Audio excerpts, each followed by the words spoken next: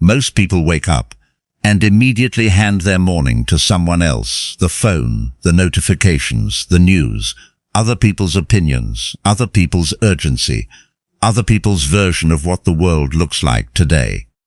And before their feet have even touched the floor, before they have had a single thought that was genuinely their own, their morning is already gone, already shaped by everything outside them, already reactive, already behind, and they wonder why. By 9 in the morning, they feel scattered. Why by midday they feel drained. Why the day that was supposed to be productive somehow got away from them before it properly began. Here is the truth. The morning is not just the beginning of the day. The morning is where the day is decided, not by what you plan, not by what you schedule, by who you are in those first quiet minutes before the world gets to you. And the 1% of people who consistently show up as the clearest, strongest, most grounded version of themselves did not get there by accident. They built a morning, a specific deliberate morning that prepares the mind before anything outside arrives to test it. Today, that morning is what we are building. Marcus Aurelius was the most powerful man on earth, and he woke up early. Not because he had to, because he understood something most people in power never figure out. The morning belongs to whoever claims it first. And if you do not claim it, something else will. He wrote in his private journal, "When you rise reluctantly in the morning, tell yourself, I am rising to do the work of a human being, not the work of an emperor, not the work of someone extraordinary, the work of a human being." And then he got up and built his mind before the empire built his day. That is what 1% of people do, not because they are superhuman, because they made a decision that the morning was theirs before it was anyone else's. Step 1, wake up with a purpose. Not an alarm. The first thing most people do in the morning is react. The alarm fires, the hand reaches for the phone. The day begins in response to something external. And from that first reactive moment, the pattern is set. The day will be spent responding to what arrives, not directing what happens. The 1% begin differently. They wake with intention. Not a long, complicated plan, a single question. What matters most today? Not what is on the list, not what needs to be done. What matters most? And they hold that question for just a moment before anything else gets access to their attention. Epictetus said, "First say to yourself what you would be, and then do what you have to do." Most people never say what they would be, they just do what arrives. And the doing that has no direction is the day that feels like it went nowhere. Before you reach for anything tomorrow morning, hold the question. What matters most today, even if the answer takes 30 seconds? That 30 seconds of genuine direction changes the entire quality of what follows. Step 2, the 5-minute journal. Without the journal. You do not need a journal for this. You do not need special paper. You do not need a system. You need 3 questions. And 5 minutes before the day begins. Question 1. What am I grateful for right now? Not the big things, not the life philosophy gratitude. Something specific from yesterday, from this morning, from your actual life right now. Something small and real. Because the mind that begins in gratitude begins in abundance, and the mind that begins in abundance makes different decisions than the mind that begins in scarcity. Question 2. What would make today a good day? Not a perfect day, a good one. One thing, if only one thing happened today, what would make today feel like it mattered? Question 3. Who do I want to be today? Not what do I want to achieve. Who, what quality? What character? What version of myself do I want to bring to the moments that test me? 3 questions, 5 minutes to done honestly, before the world begins. These are not aspirational exercises. They are neurological preparation. They are pointing the mind before the day points it somewhere else. Marcus Aurelius did this every day in his journal, not for history, for his mind, for the quality of his thinking, before he had to use it. Step 3. Before your excuses arrive. The body holds the mind hostage more than most people realize. When the body is stiff and still and has been horizontal for 8 hours, the mind operates from that state, slow, slightly foggy, not at its best, and most people carry that state into the first hours of the day. The meeting they are half present in, the conversation they are not fully clear in, the decision they make, not from their best thinking, but from the state of a body that has not yet been woken up. The 1%. Move early, not for an hour, not for a gym session necessarily, 10 minutes, even 5, something that raises the heart rate, something that requires the body to do something, rather than sit somewhere. Walk, stoshed. A few minutes of movement that tells the nervous system, we are alive today, we are awake, we are not going to operate from the sluggish state of sleep. The Stoics believed completely in the connection between body and mind. They did not separate them. A disciplined body trains a disciplined mind, not because the physical exercise produces the mental clarity, but because the act of choosing movement before comfort every single morning builds a relationship with discipline itself.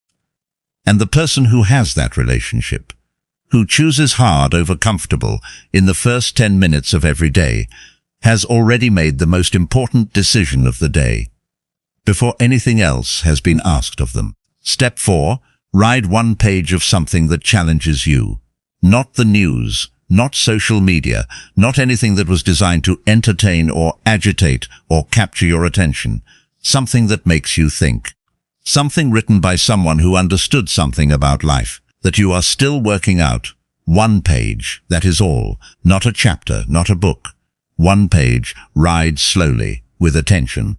Letting 1 idea from that page sit in your mind. The way you let coffee sit on your tongue before you swallow, slowly, deliberately. With the specific attention of someone who knows that this 1 idea, if genuinely absorbed, might change how they see something today.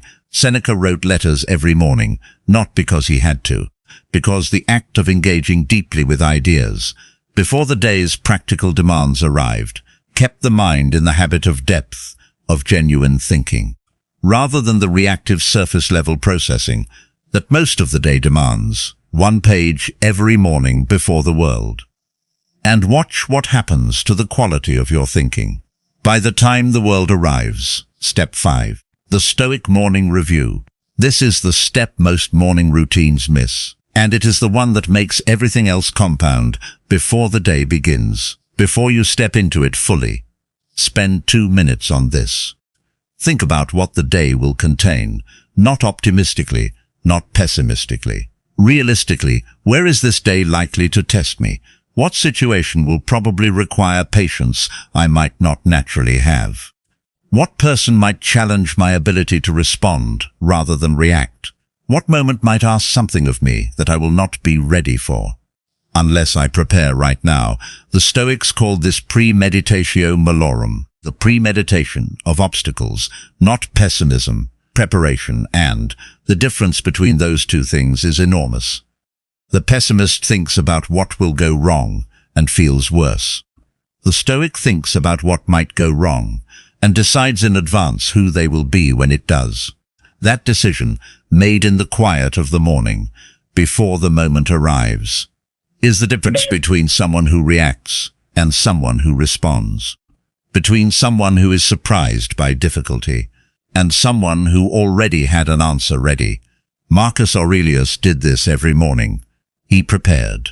He thought about the difficult people he would meet, the challenging decisions he would have to make, the moments where his patience would be tested, and he decided, in advance, who he was going to be, so that when the moment arrived, it was not a surprise. It was a test he had already studied for. Step 6. Protect the first hour like it is the most valuable thing you own, because it is. The first hour of the morning, before the demands of the world have fully arrived, is the highest quality mental resource you have. The mind is fresh, uncontaminated by the decisions and conversations and information of the day, available, capable of its best thinking, and most people give that resource away immediately to the phone, to the news, to the email, to other people's priorities. The 1% protect it. They do not check the phone for the first hour. Not because they are rigid, because they understand what that hour is worth, and they are not willing to trade it for the dopamine hit of a notification, or the anxiety of the news, or the immediate colonization of their attention by someone else's urgency. That first hour is for the mind, for the 3 questions, for the movement, for the 1 page, for the Stoic review, for the direction. That determines everything that follows. 1 hour, protected completely, every morning. That is the practice. That is the difference. Step 7. End the morning with 1 clear commitment. Not a list, not 10 goals. One thing that, if you do it today, makes today meaningful. Not finished, not perfect, meaningful. The 1 decision, the 1 conversation, the 1 piece of work, the 1 step toward the thing that actually matters, that you will do today, before the day steals the time you had for it. Epictetus said, "Seek not the good in external things, seek it in yourself." And the good that lives in yourself, the character, the clarity, the discipline, shows up most clearly in the 1 commitment you make and keep every day, not the 100 things you meant to do, the 1 you chose. And did that 1 thing done consistently is not a small thing. It is the compound interest of the examined life. It is how Marcus Aurelius governed an empire. 1 decision, 1 day returned to every morning, again and again, until the accumulation of those daily decisions became something history still studies. Your 1 thing today is the beginning of that accumulation. Choose it, write it down, and go do it, before the day does something else with your time. So here is the morning. Wake with intention. 1 question before anything else. 3 questions, 5 minutes. No journal required. Move before your excuses arrive. 1 page of something that challenges you. The Stoic morning review. Who will you be when the day tests you? Protect the first hour like the most valuable resource you own. End with 1 clear commitment. 7 steps. None of them complicated. None of them requiring special equipment. All of them available tomorrow morning, before your alarm goes off, before the phone, before the world. In the quiet that most people sleep through or hand away the moment they wake. That quiet is where the 1% live, not because they are extraordinary, because they claimed it every morning.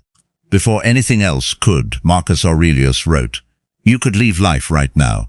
Let that determine what you do and say and think, not to create fear, to create urgency." To remind you that the morning you woke up in today is not guaranteed again, that the hour you have before the world arrives is genuinely precious, that the version of yourself you could build in that quiet early time is worth the effort of claiming it.